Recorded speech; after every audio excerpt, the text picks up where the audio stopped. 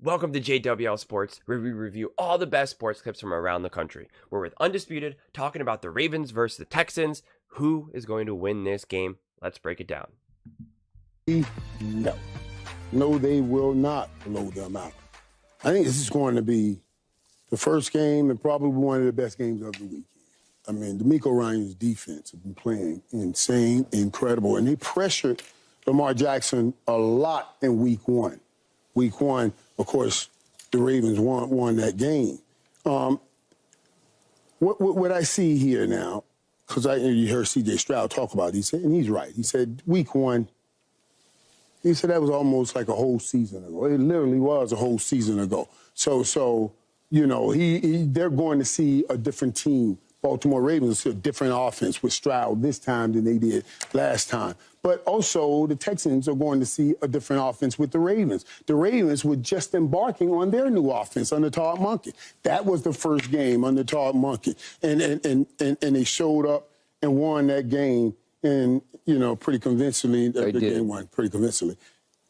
You're going to see a better Lamar Jackson. That week one Lamar Jackson is as far away from this Lamar Jackson as Stroud is week one and now. Both have made great strides. So much pressure on Baltimore. Baltimore was in the same exact space in 2019. Lamar Jackson MVP. They had the number one seed. Remember, they rested everybody. They had to bye, and then they lost to the Titans in the divisional round. They lost to the Titans in the divisional round. That's standing right there. Lamar Jackson just got this new contract. He just went into this new offense. Right now, even at 1-3 in the playoffs, you can move it all aside. If he comes out and perform in this new offense and do what he's been doing all year, because we say now Lamar Jackson is full Lamar. Before, he got in on what he did with his legs. Now, this time around, it'll be what he does with his arm, and he uses his legs.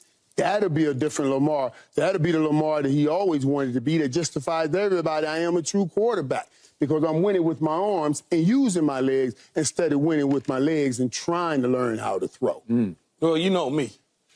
First thing Did I give y'all that score? I got it 28-24. Okay. 28-24. C.J. Stroud going to get some plays in here now. He's going to make some plays. All right. Yeah, but you know the first thing I do when I see a team that has what they call a dome, and then they go into a situation where it's not a dome, first thing I do, Michael, every time. Check that weather, me too. I got to look at that. Yeah, the weather always. I got to look at that, because when you are a team with great environment, great weather, indoors, all of those things, and all of a sudden you got to pack everything up warm and travel to Baltimore, where it's going to be in the teens. Okay? That's going to feel a little bit different to the bones. Sure. You're going to call plays differently. Guys there's are no be precipitation, there's no snow, but it's just cold. Cold is cold. Cold is cold. Whether it's snow or not. Yeah. And so I start there. Do I think they're going to blow Houston out? I think the final score will be 30-23. Do you call that a blowout, or do you call that close? I think it'll be close enough. But I also think Lamar won't duplicate what he did in 2019, because they will have learned, Coach Harbaugh and company will have learned certain things that went on in 19 that they're not going to duplicate. I understand resting. You have to rest him. What are you going to do? You're not going to play him. Why would I play him in a game, a meaningless game at the end of the season? I have to rest my guy. Now it's up to Lamar not to turn the football over 3 times, 2 interceptions in 2019 plus a fumble. Lost a fumble. You can't do that. No. Those are the things that you can't do. You can't give other extra possessions to C.J. Stroud and company. Do I think this game for C.J. Stroud is going to be, you know, a decent football game? Yeah. I think he'll have a good game. I think you'll look up and you'll be like, okay, he's arrived. This is the guy. They bought in all on him. He's going to be around for a long time in that division in the AFC. But I think Baltimore, like Michael was saying, Todd Monken at the beginning of the season, play calling is different now than it was then. Yep. The whole offense, the skill position players, they've learned earlier in the year, they were having drop issues and trying to understand. Okay, they keep bringing up 2019 like it was 3 months ago. Like, guys, that was years ago. Years ago. They're pointing out that the Texans were a different team 16 weeks ago, 17 weeks ago.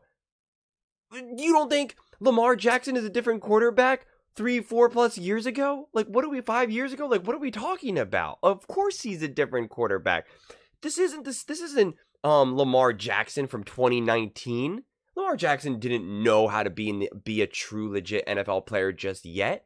He was learning. He was figuring it out. Not to mention, this is a completely different team around him. This is a different organization as a whole. So let's stop with this nonsense. Lamar Jackson is a bona fide vet now and a bona fide superstar and will be a 2-time MVP. Okay? So enough with this. And Lamar Jackson now understands what's at stake. Lamar Jackson has been humbled. He understands. And again, he's improved significantly. So this idea that the Texans are a different team from week 1, but Lamar Jackson isn't a different player from 2019, like, that doesn't make any sense. Listen, I think it'll be a pretty fun game and an interesting game, but I think the only chance the Texans have is this, okay, is if CJ Stroud turns into like the next Patrick Mahomes.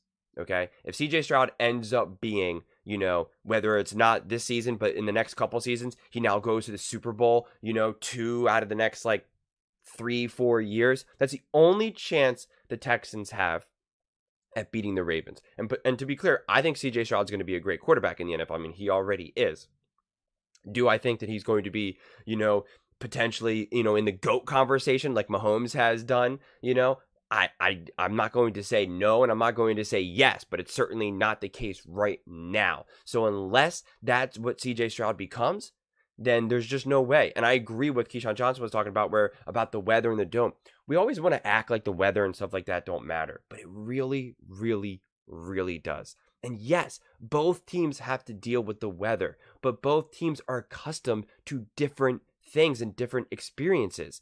And it really, really matters. Anyone who's ever played sports understands this, that when the weather randomly changes or you're exposed to just very extreme different types of weather, whether because you're playing indoor versus outdoor, or whether, it was just a crazy weekend where the temperature really dropped, or you traveled, you went out, when you were younger, maybe you went to a tournament that was, across the country or something, it really changes. It really changes. And if you're in warm weather and you now go out east, oh my God, you feel it in your bones because your blood, it thins out. When you're in these warmer climate areas, your blood is literally thinner. So when you travel to the east, you are colder. You feel colder than someone who lives there, who's spending all of their time there. So it matters. It's just another variable and obstacle that you have to deal with. And we see this all the time. We see that these warm climate areas, these warm climate teams and also these dome type teams, that they don't play as well in colder weather and outside. This has been consistently shown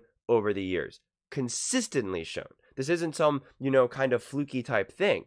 I mean, is it really much of a surprise that year in after year out that all the elite teams in the NFL pretty much are all cold weather teams? I mean, seriously, how many warm weather teams are consistently good and competitive year after year? It's just not the case. All of these great elite teams over the decades of football are always coming from these cold environments because the warm teams usually just can't cut it, and it's a different feel, it's a different impact, it's a different experience from start to finish, mental preparation. And a lot of times, and Packers players talked about this, is that the other teams, when they come in to play them, they don't know the tips and tricks on how to stay warm. They don't know the little things like, what to do, of like how to put Vaseline on your body, then putting on, certain, warm tech and stuff like that. There's all these little things that you can do to seal in your warmth that, that the other teams just don't know, or they think, oh, it's not that big of a deal. I'm good. I can do this. And then they get punched in the mouth with it. So all those things really, really do matter. But what do you all think? Let me know in the comments below. Would absolutely love to hear your thoughts on this one. I read every single comment, so please let me know. And please don't forget to subscribe. We are building an amazing community here, and it's turning into something truly, truly special. And I would absolutely love to see you part of it. Thank you so much, and see you next time.